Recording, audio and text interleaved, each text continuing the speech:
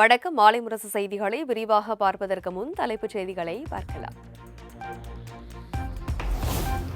மசூலிப்பட்டினம் கலிங்கப்பட்டினம் இடையே நள்ளிரவில் கரையை கடந்தது மோந்தா புயல். 110 கிலோமீட்டர் வேகத்தில் வீசிய பலத்த சூறை காற்றால் ஆந்திராவின் பல்வேறு பகுதியில் பலத்த சேதம்.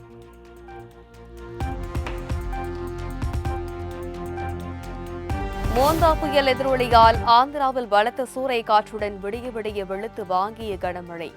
மசூலிப்பட்டினம், கிருஷ்ணா ஆகிய கடலோர பகுதிகளில் சாலைகளில் வேரோடு முறிந்து விழுந்து மரங்கள் மற்றும் மின்கம்பங்கள்.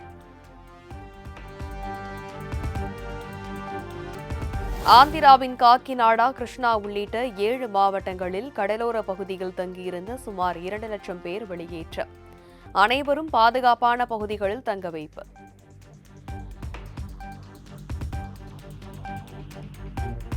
மோந்தா புயல் காரணமாக ஆந்திராவில் 3778 கிராமங்கள் பாதிப்பு.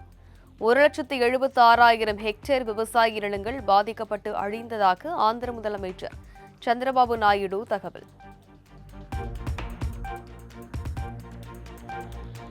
மோந்தா புயல் காரணமாக ஒடிசாவின் மல்கன்கிரி, கோரபூட் உள்ளிட்ட 8 மாவட்டங்களில் கொட்டி தீர்த்த கனமழை.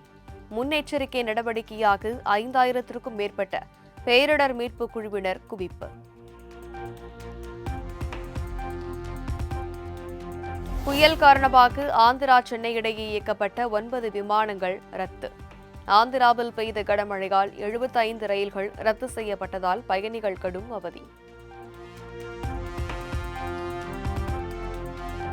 மோந்தா புயல் காரணமாக பெங்களூரு நாகர்கோவில் எக்ஸ்பிரஸ் ரயில் இன்று ரத்து. ரயிலில் பயணம் மேற்கொள்ள முன்பதிவு செய்த பயணிகள் பாதிப்பு.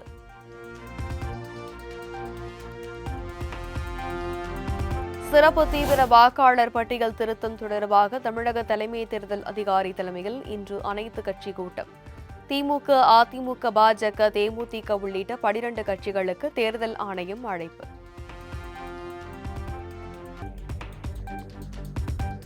சட்டமன்ற தொகுதி வாரியாக பட்டியலில் உள்ள குளறுபடிகளை சரி செய்வதற்கு அதிமுக சார்பில் தேவையான நடவடிக்கை எடுக்க வேண்டும். மாவட்ட செயலாளர்களுக்கு அதிமுக பொதுச் செயலாளர் எடப்பாடி பழனிசாமி உத்தரவு. தமிழகத்தில் தேர்தல் ஆணையம் மேற்கொள்ள உள்ள எஸ்ஐஆர் பணிக்கு சீமான் எதிர்ப்பு.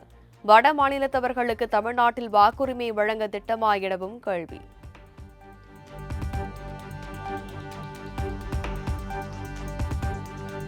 காலாவதியான வாக்காளர் பட்டியல் அடிப்படையில் சிறப்பு திருத்தம் மேற்கொள்வது கவலை அளிக்கிறது. ஜனநாயகத்தை சீர்குலைக்கும் வாக்காளர் சிறப்பு திருத்தத்தை உறுதியாக எதிர்ப்போம் என்றும் கேரள முதலமைச்சர் பினராயி விஜயன் திட்டவட்டம். தென்காசி மாவட்டத்தில் 1020 கோடி ரூபாய் மதிப்பிலான முடிவுற்ற பணிகளை இன்று திறந்து வைக்கிறார் முதலமைச்சர் மு.க.ஸ்டாலின். புதிய பணிகளுக்கு அடிக்கல் நாட்டும் முதலமைச்சர் பொதுமக்களுக்கு அரசு நலத்திட்ட உதவிகளையும் வழங்குகிறார்.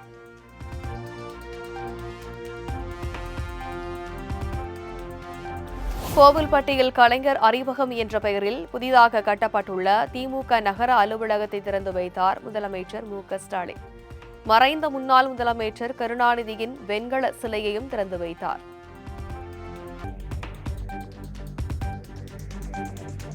தமிழ்நாட்டில் விவசாயிகளுக்கு உர தேவையை பூர்த்தி செய்ய உடனடியாக நடவடிக்கை எடுக்க வேண்டும். மத்திய அமைச்சர் ஜே.பி. நட்டாவுக்கு முதலமைச்சர் மு.க.ஸ்டாலின் கடிதம்.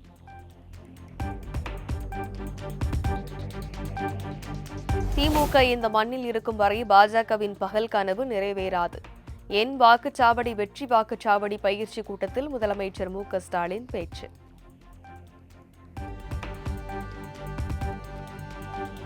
ஆசிய இளையோர் பளு தூக்குதலில் 2 வெள்ளிப் பதக்கங்களை வென்ற மகாராஜன் ஆறுமுக பாண்டியனுக்கு முதலமைச்சர் மு.க.ஸ்டாலின் பாராட்டு.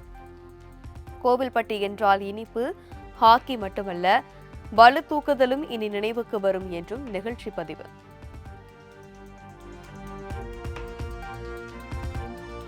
சென்னையில் அதிமுக பொதுச் செயலாளர் எடப்பாடி பழனிசாமி தலைமையில் நவம்பர் 2ஆம் தேதி பூத் கமிட்டி மாவட்ட பொறுப்பாளர்கள் ஆலோசனை கூட்டம். நவம்பர் 2, 3 ஆகிய தேதிகளில் அதிமுக தகவல் தொழில்நுட்ப பிரிவு மாவட்ட பொறுப்பாளர் ஆலோசனை கூட்டமும் நடைபெறவுள்ளதாக அறிவிப்பு.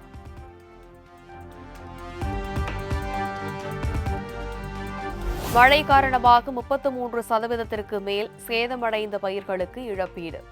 ஆட்சியர்கள் அளிக்கும் அறிக்கையின்படி நிவாரணம் அறிவிக்கப்படும் என அமைச்சர் MRK பன்னீர்செல்வம் தகவல்.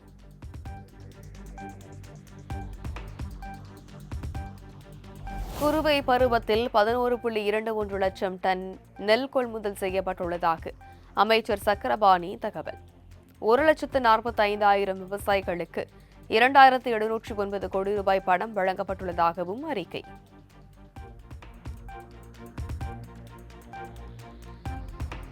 நேரடி நெல் கொள்முதல் நிலையங்களில் விவசாயிகளின் நெல் மணிகள் உரிய காலத்தில் கொள்முதல் செய்யப்படாததற்கு விஜய் கண்டனம்.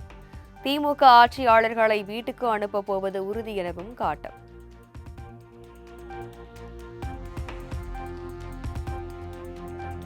சென்னை பனையூரில் இன்று நடைபெறுகிறது தமிழக வெற்றிக் கழக நிர்வாகக் குழு கூட்டம். நிர்வாகக் குழு உறுப்பினர்கள் அனைவரும் தவறாமல் பங்கேற்க வேண்டும் என பொதுச் செயலாளர் ஆனந்த் அழைப்பு.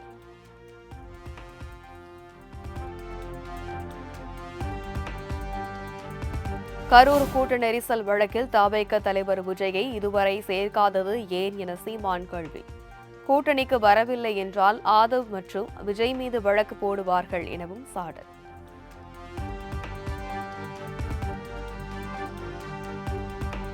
தவேகவின் அன்றாட பணி மற்றும் செயல்பாடுகளை ஒருங்கிணைக்க 28 பேர் கொண்ட குழு அமைப்பு. பொதுச் செயலாளர் ஆனந்த், தேர்தல் பிரச்சார மேலாண்மை பொதுச் செயலாளர் ஆதவ் அர்ஜுனா உள்ளிட்டோரை நியமித்து விஜய் அறிவிப்பு.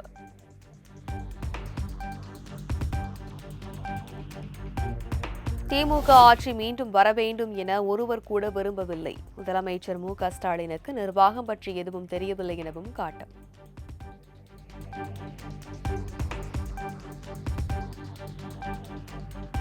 திமுகவின் தேர்தல் வாக்குறுதிகளில் 90% நிறைவேற்றப்பட்டுள்ளதாக கூறிய அமைச்சர் முத்துசாமியுடன் விவாதம் நடத்த தயார்.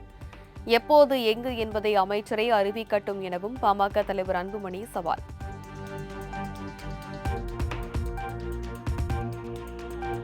பொன்னேரி அருகே அத்திப்பட்டு புதுநகர் பள்ளம் பகுதியில் உள்ள குடியிருப்புகளை சூழ்ந்த மழைநீர்.